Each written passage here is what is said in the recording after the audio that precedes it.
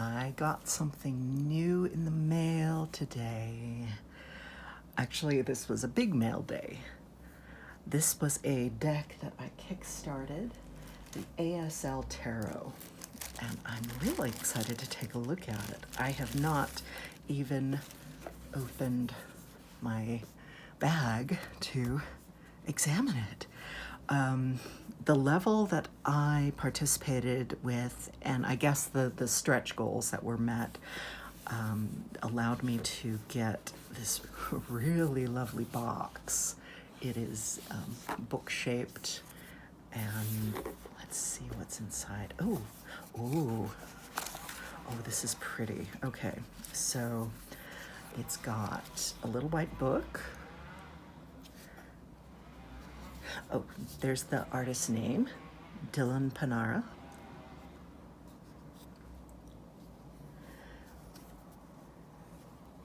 Here is, oh, that's so pretty. It's really soft. Like, this is a nice spread cloth. This is really nice. I so rarely support Kickstarter decks at a level that gets me a spread cloth, because I make my own spread cloths and I really like my own spread cloths, and I just don't know what I'm getting when I support, you know, when I just get a Kickstarter spread cloth. But this is really nice. Like, it has a very nice texture and I like this a lot.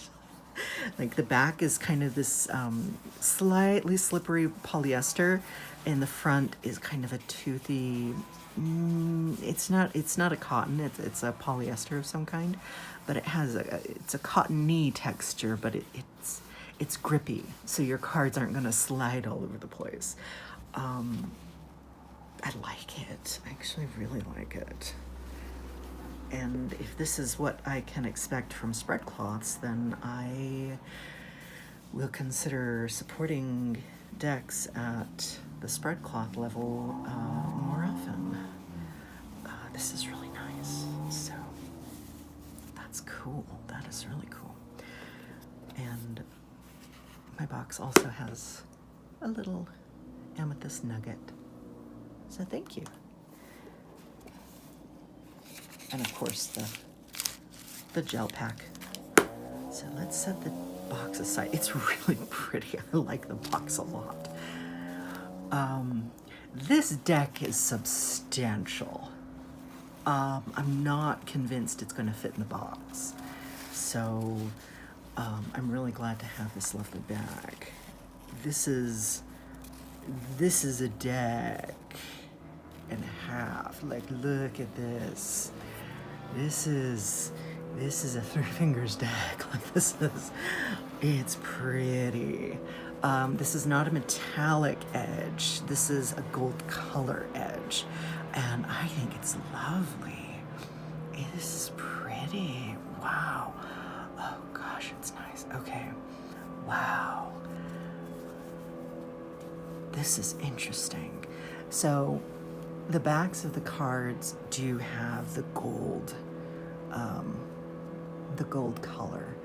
And even though the camera is picking up a shine, they are not a really shiny card. They do have kind of a, you know, natural reflective quality, but they're not a shiny card, and it's a little hard to explain. They have a thick paperboard quality to them. They're like a card. Maybe you can hear that. They're not going to be shuffleable. Like, I'll have to mix them up like this rather than riffle shuffle. If I choose to use this as a reading deck, which I'm not positive I'm going to. This is,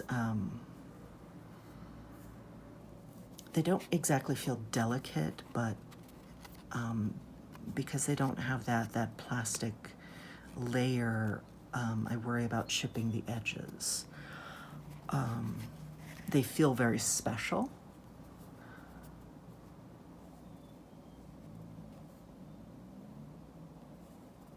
So let's look. I'm very cute. Like, I kind of glimpsed the bottom card, and they're pretty. As you can see, they are fully, the backs are fully reversible. Okay, here we go. I do not think they are in order, so we'll just kind of take it as it comes. Or, you know, we'll start from the other side, just so I don't have to turn over every single card.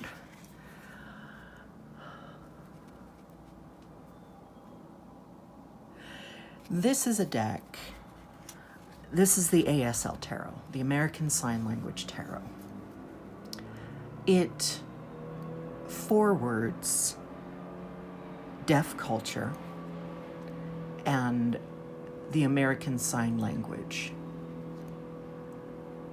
The communication of, of signing, the signing communication. And it emphasizes hands and the presence of signed communication. And I thought that was a really intriguing theme for tarot, but also in terms of disability inclusion in a deck, it was kind of overdue. Like, we've had inclusive decks that include other depictions of disability and other ways of including disability, but to very explicitly say, this is a tarot that encompasses some aspects of deaf culture and hard of hearing culture, I thought that was really fantastic. And I really wanted to support a project like that. And also, the art samples I saw were gorgeous. I really, really like the art. I love the bold design. I love these gorgeous lines. I love the fluidity, the stance, the power, but the gracefulness. I really like the art. And so, as excited as I am about the centrality of well, I say disability, but, whether or not deaf people choose to identify as disabled is really their own individual business. But the experience of being deaf, of being hard of hearing, of moving through the world with a disability, of all of these different experiences, that centrality to this project, I really liked. I really appreciated that. And I loved the hands. I loved the hands. There was just so much about this project that I loved. And I wanted to see it happen. And I'm so glad it happened. I'm so glad it happened. This is just a lovely, lovely deck. I'm so glad to have it in my hands. It's beautiful. It's so pretty. It feels good. It feels good.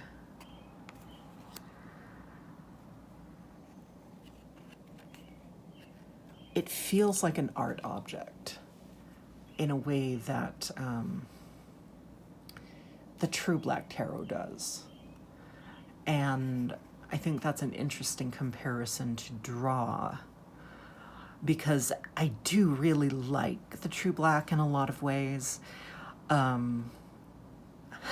do have certain critiques about it as someone who reads professionally and who has owned a lot of tarot decks, who has bought a lot of tarot decks, who,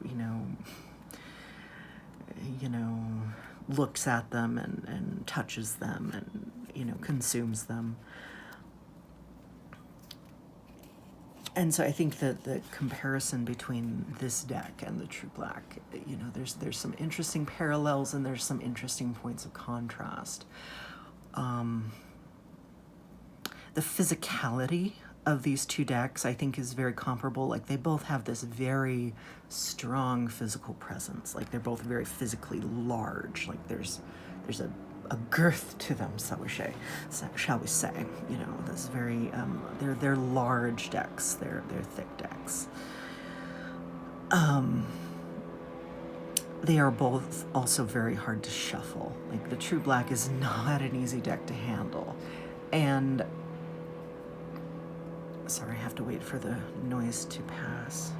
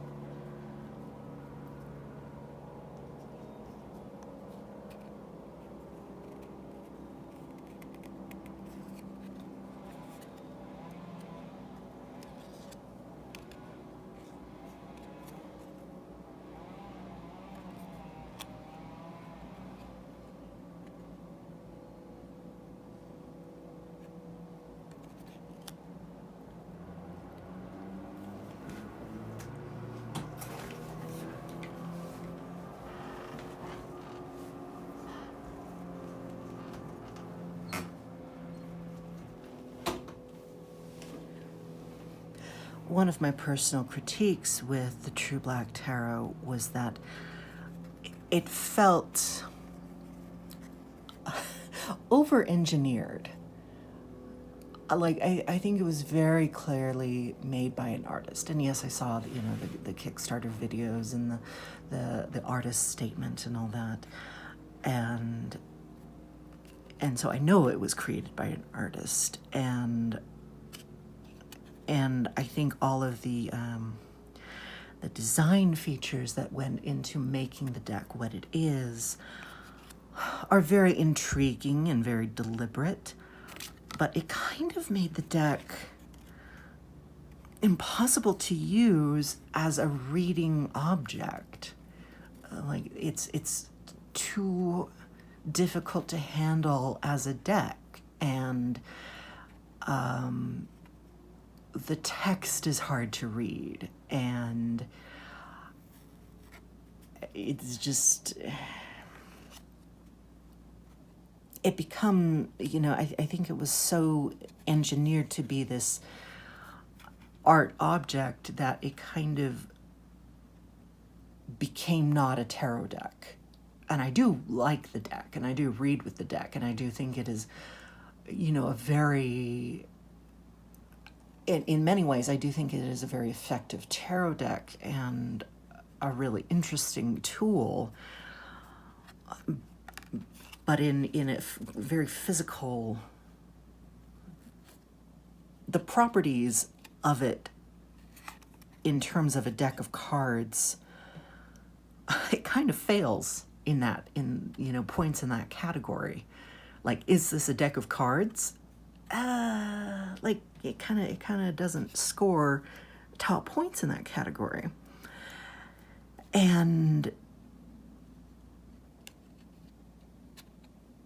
But of course we have to, as people who are interested in the art of tarot, in the furtherance of tarot as an art form, as a cultural expression, we also ask ourselves, well, does it have to be always a 100% functional deck of cards. And clearly, I think the answer is no. You know, we have apps. We have tarot apps. A tarot app is not a deck of cards. Like, it is less a deck of cards than, say, the True Black is, than, say, this is. And yet it still functions as a divinatory device. It still counts as tarot.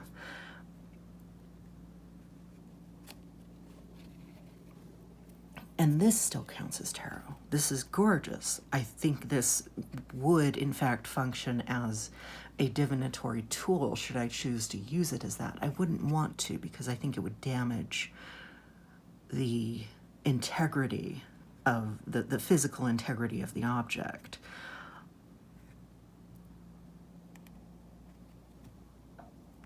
And, you know, individually, an owner could argue whether or not that was such a bad thing. And personally, I like this too much to want to crease or chip the cards. Like, this is really very lovely, and I like it a lot. This is really stunning. I love the colors. Gosh, this is just really nice. I really like this. And so do I like the True Black? I mean, yeah, I do conditionally. Would I recommend it to everyone? Absolutely not. I think I would sooner recommend this one for a lot of reasons, actually.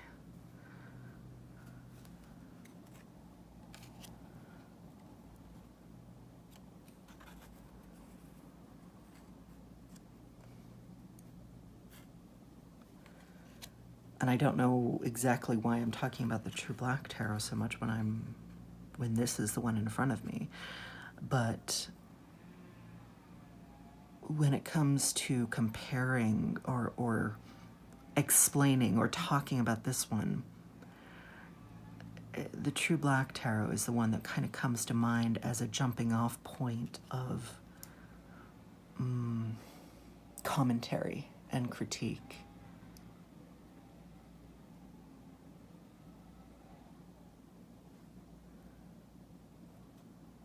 I do like that we have our black cat back, because the black cat was not present in the Starbound Fantasia. I'm doing a lot of these decks this morning because they have arrived all basically at the same time, so we're doing them all today.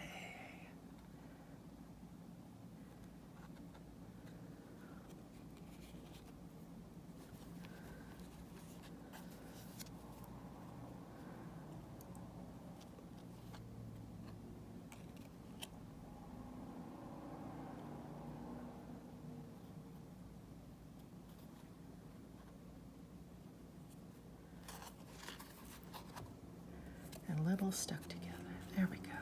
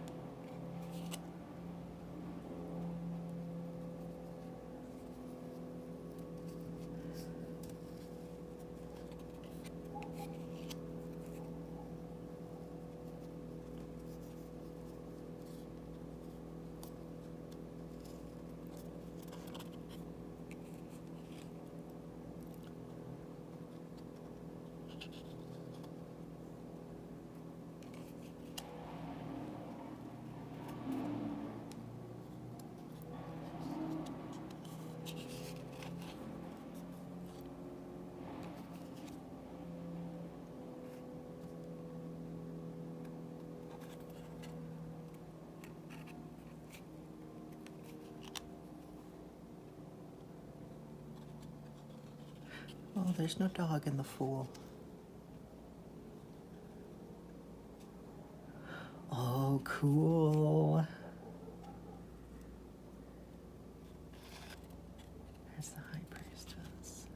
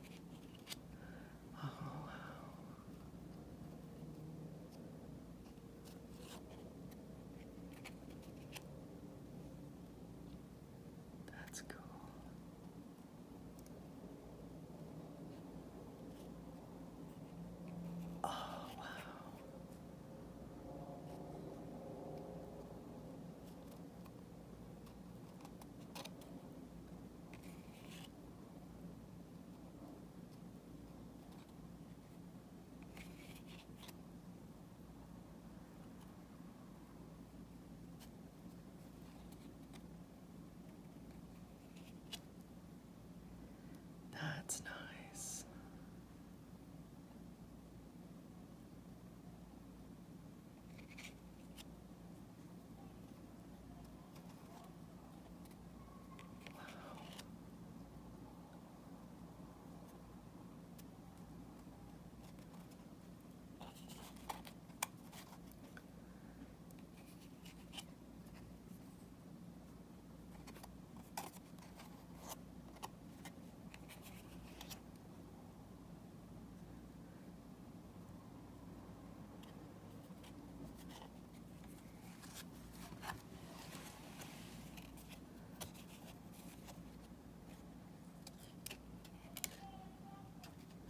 Oh, wow.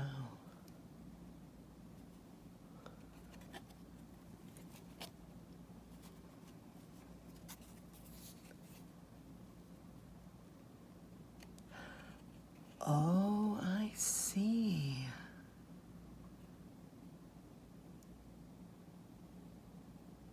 It's depicting motion with the hands. That's what it's showing.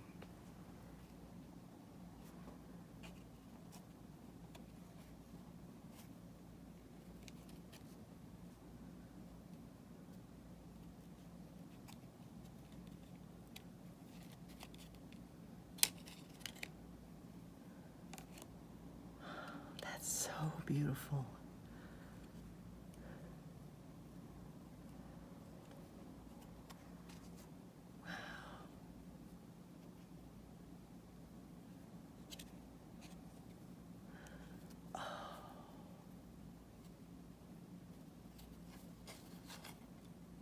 Oh, and here's the cup suit. Okay.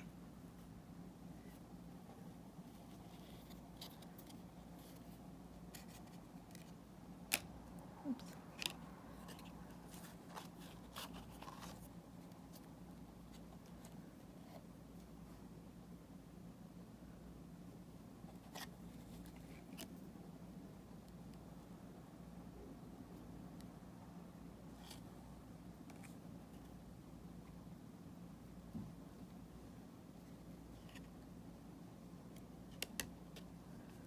Page.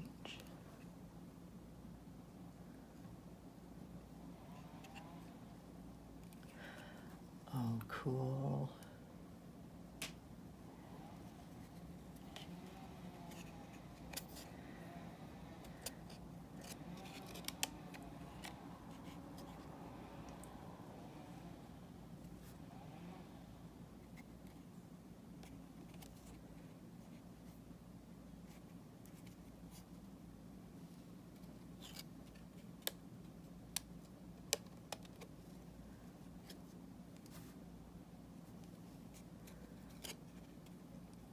There's the 6.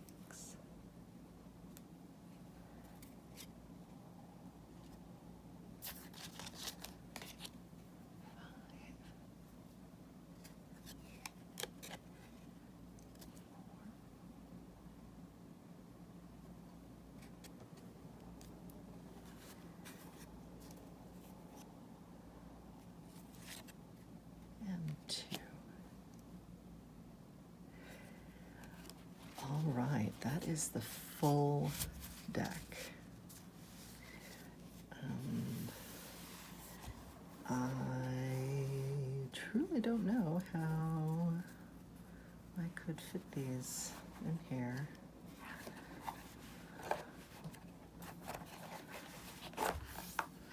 Yeah, no, like most of the deck fits, but not all the deck. It is a lovely box. I'm not sure what I could put in the box. I will find something nice to put in the box. Maybe the spread cloth. I could put the spread cloth in the box. Perhaps that's the point. So you keep the spread cloth in the box and you keep the deck in the velvet bag because the deck actually fits very nicely in the bag.